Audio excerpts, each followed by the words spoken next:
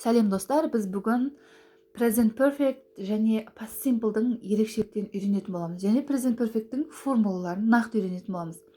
Бірінші, мен сіздердің алдарыңызға екі мысал қойып қойдым. I have been to Almaty. I went to Almaty 2 years ago. Бұның қандай айырмашылықтары бар? Біріншіден, present perfect бұған I have been to Almaty бұл формула бойынша жазында, ал past simple'ге I went to Almaty 2 years ago, яғни оның да формуласы бойынша жаздым. Енді қараңыздар, present perfect'те бірінші experience, яғни адамның опыты, яғни ол осы уақытқа дейін Алматыға барғандығы туралы оның тәжірибесі. Яғни present perfect дегеніміз аяқталған осы шақ, аяқталып қойды ол осы шақ. Сол үшін тәжірибе болып алады. Екінші, it has finished till now, яғни жаңа айтқандай ол осы уақытқа дейін аяқталып қойды. Сол үшін ол солай ережесі сондай. Үшінші, we don't know when, уақыты белгісіз, уақыты жазылмаған.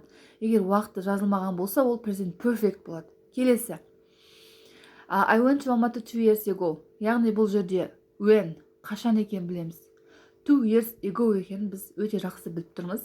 Яғни уақыты белгілі болса, ол яғни past simple болады. Екіншіден, no connection nowadays, бүгінгі күнменен мүлдем ара қатынасы жоқ. Қазіргі кезге мүлдем қатысы жоқ, өткен шақта аяқталып қойған. Finish in the past, өткен шақта аяқталып қойған.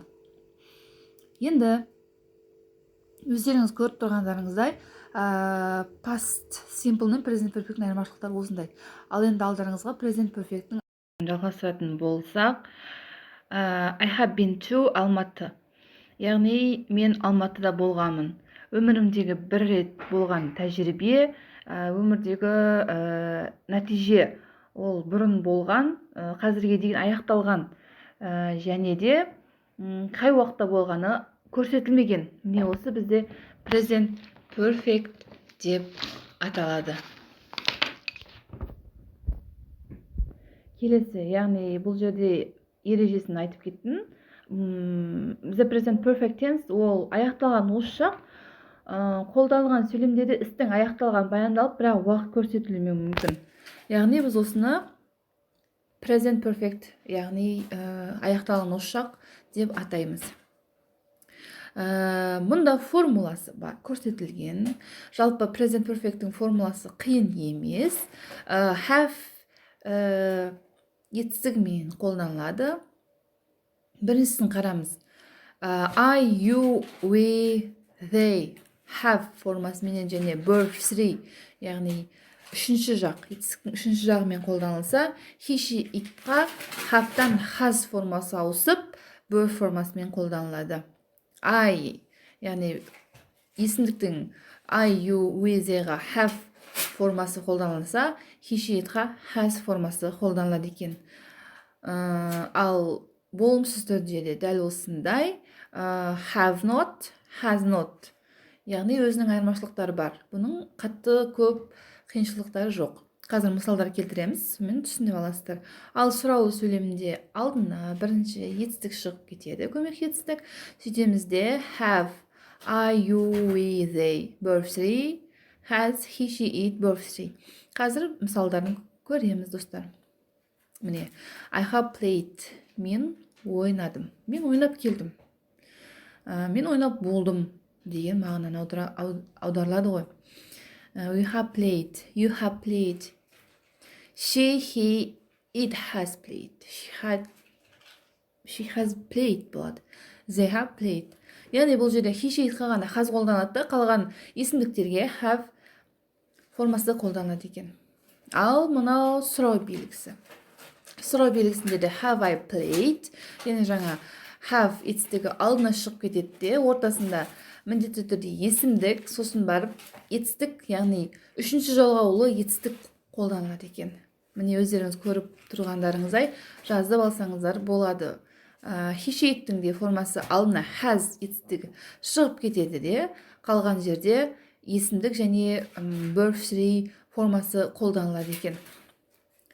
Ал мынау негатив формасы, яғни болымсыз түрі. I have not played, мен ойнамадым, мен ойнап келген жоқпын. We have not played. You haven't played. Yeah? He hasn't played. She hasn't played. They haven't played. яғни олар ойнаған жоқ, ол ойнаған жоқ деп аударылады. Жалпы осы. Ал мына жерде ever, never, already деген үстеулер present perfect пенен бірге қолданылады. Мысалы үшін he has just come. Ол жаңа ғана келді. Ол жаңа ғана келді. He has just деген жаңа ғана деген мағынаны білдіреді екен. Сонымен қатар today, this week, this morning, this month, this year дегендерімізде present perfect етістігінде қолданылады. He has often met Alice this week. Бұл аптада ол жиі кездестірді кімді? Алисті. Яғни ол күнделікті қайталанатын іс-әрекет емес, ол қазір болып жатқан іс-әрекет емес, ол өткен шақ емес, ол аяқталған осы шақ. Болды, біз оны болашақта көреміз, біз білмейміз оны. Since және for. Since дегеніміз бұрыннан бері басталған, ал for дегеніміз сол уақыт аралығында болып жатқан іс-әрекеттер. Мысалы үшін, how long have you been here? Сен бұл жерде қанша уақыттан бері жүрсің, осы жерде қанша уақыттан бері болып жатсың деген кезде, мысалы үшін 2 апта бойы, for 2 weeks, since Monday, дүйсенбіден бері деп біз аударамыз. Яғни осы үстеулер бізге көмекке келеді. Егер де осы үстеулерді present perfectпен қолданғыларыңыз келсе, ол мүлдем қате емес.